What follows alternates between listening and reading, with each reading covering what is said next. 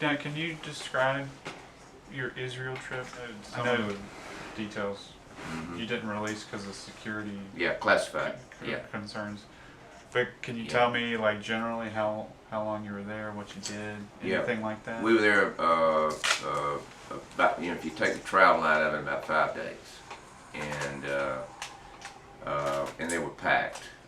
We had classified meetings with not only Prime Minister Netanyahu, but also the opposition party leaders, with several military leaders, and then we actually went out on the West Bank, Gaza Strip, and evaluated their missile defense system, Iron Dome, which is, I don't think that's classified. They allowed us to take photographs. So I'm assuming it's not classified. So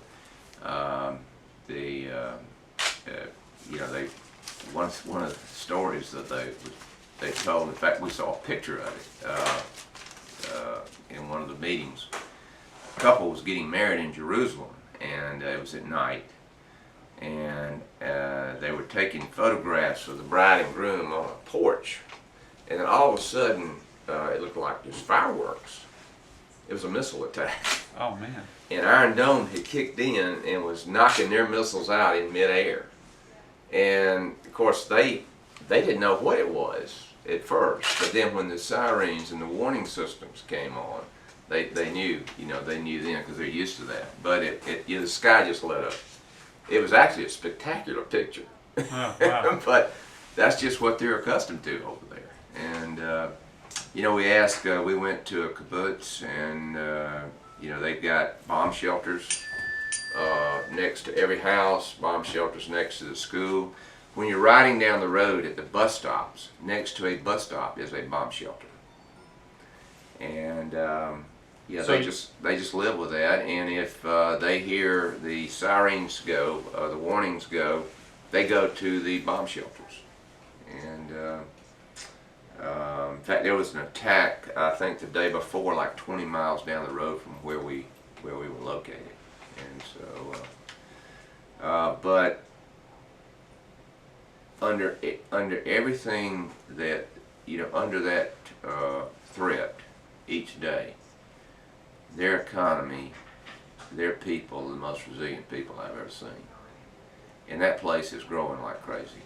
A lot of Jews from all over the world are moving back to Israel, and their economy, their innovation, their agriculture, their irrigation systems are computerized. I mean, they give plants just the right amount of water.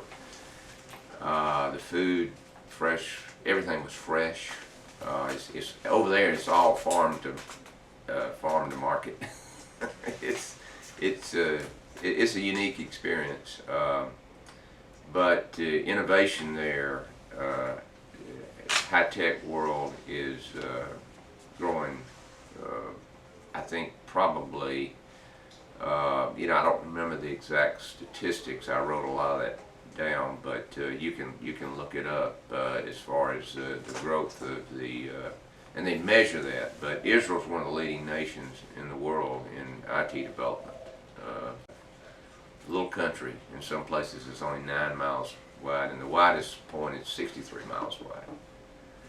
And and then we did visit when we had some downtime in the trip, which was usually in the afternoons. We went to several of the religious sites. We went to the Church of the Holy Sepulchre, which is where the spot that they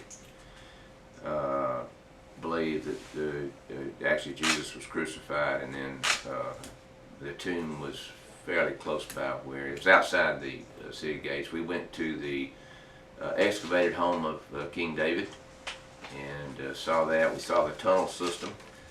We saw, we went to the, I prayed at the Wailing Wall, and that was an incredible experience. And of course, right on top of that wall is where the current 3 major religions of the world collide. And that's Muslim, Judaism, and Christian. So it's a unique place, unique experience. And we did the Sea of Galilee. We did visit. We went to the place where actually the Sermon on the Mount was held, and then we went to the Dead Sea. And I actually was baptized in the Jordan River. Was that your first trip to Israel? Yes. Oh. Now, did you witness that missile attack you described No. firsthand? No. That was No, just that someone was- else who told yeah. you about it? Yeah, they had a picture of it. And I Oh. said, what is that? They said, well, this was a wedding. And actually it was at the home of one of the families that we had dinner. We actually had dinner in some of the homes of the residents there of Jerusalem. And this picture was in their home. And I said, what is that? And they told the story.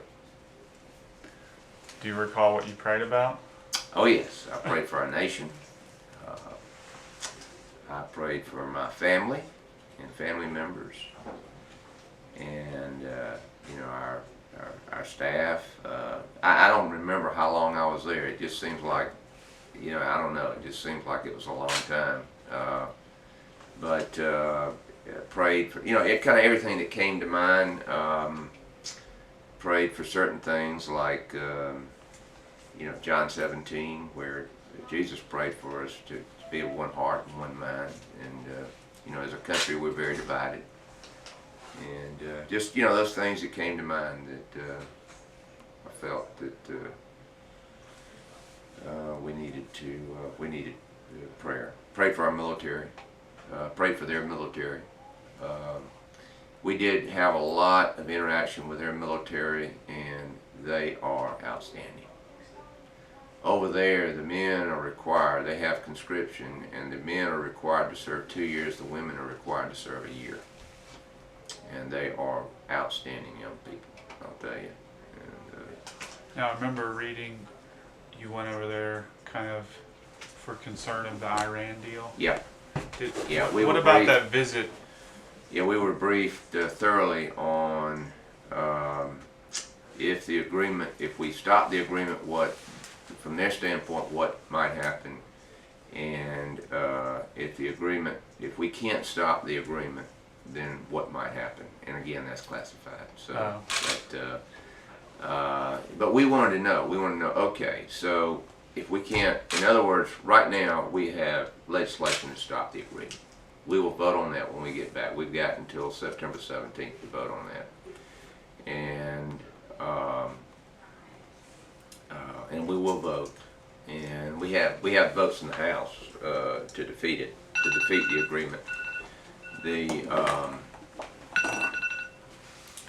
The Senate is in play. As you probably have heard, the President is meeting with, I guess he's trying to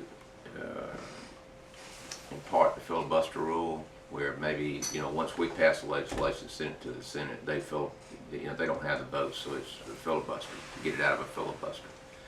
That's in play right now. So. Did the visit to Israel, though, did it heighten your concerns Absolutely. over the Iran deal? Absolutely. Can you, without talking about classified, but Right. just personally, how it changed your perspective? Yeah, here's the basic problem, and this is universally known. Those economic sanctions are working. There's less activity right now over there from the standpoint of Assad. Assad is losing because he doesn't have the money. And the rebels have just taken over one of the bases there. Assad is funded through Iran. So is Hezbollah, so is Hamas. There's less activity. Most of the missile activity over there is just homemade stuff they try to lob in there, that some of it doesn't even get there. They're not Russian-made missiles, okay? So the big deal killer is if Iran gets this money and they use it for terrorist activity, which they have, and they've said they're going to support their allies, then we're going to see more radical activity in that region. And that's what could happen if the agreement is allowed to go forward. Um, you know, Is that something you prayed about? yes, absolutely. You know, and so what I believe is that we need to tighten the sanctions even further, because the sanctions, in other words, they're continuing to build centrifugers, okay? The sanctions were put in place to stop them from building centrifuges. So we tighten down sanctions until they stop, and then we talk. Yeah. And we also, I agree with Mr. Trump, we get our hostages back, and then we talk. And so, you know, like I said, I've negotiated a lot of business deals, and this is a bad deal. Kind of switching gears now. Mm-hmm. Talking about our local VA. Yeah. The wait times have sort of continued to tick upward. Mm-hmm. Have you noticed that? Does that Yes, concern you? it's been reported. I've talked to Jeff Miller, our chairman of our Veterans Committee. You know, actually, I actually went. Dublin is a little more trouble than Augusta, so we spent almost a half a day in Dublin, talking with their new administration. Mary Alice, I believe, is her name, and they've got two issues. They've got a staffing issue, and they've got a procurement issue. And I think they're interrelated. And when I get back, I'm going to talk to Chairman Miller to see if we can't have some time with the Secretary and say, listen, they need to be more autonomous somehow, so that I think for them, it's this one-size-fits-all top-down approach to the VA that's not working.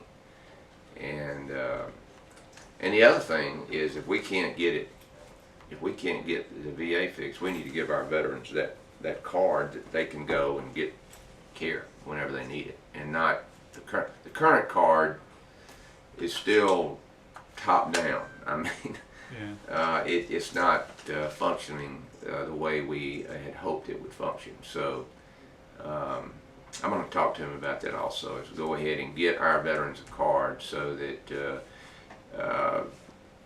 most of the things I'm hearing about are not major health concerns. They just need to see a doctor, and they need to get attended to. And so we need, and they can go into the private community and get that done.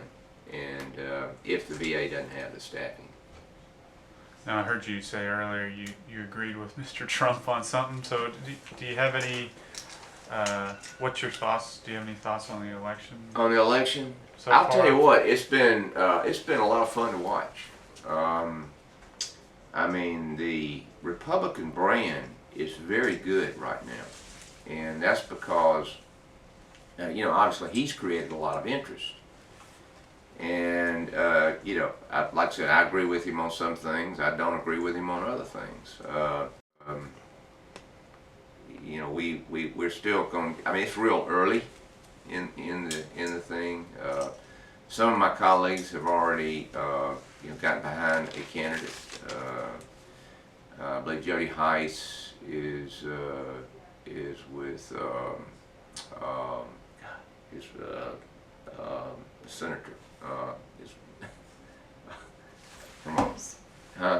Cruz, yes, Cruz, and Ralph Hudgens, who is our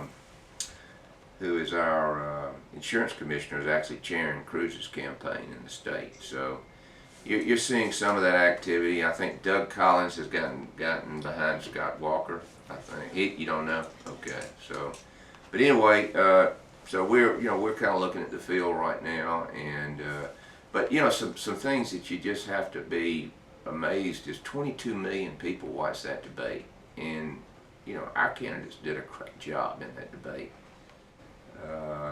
Obviously Dr. Carson, his stock's gone up. Carly Farina, her stock's gone up.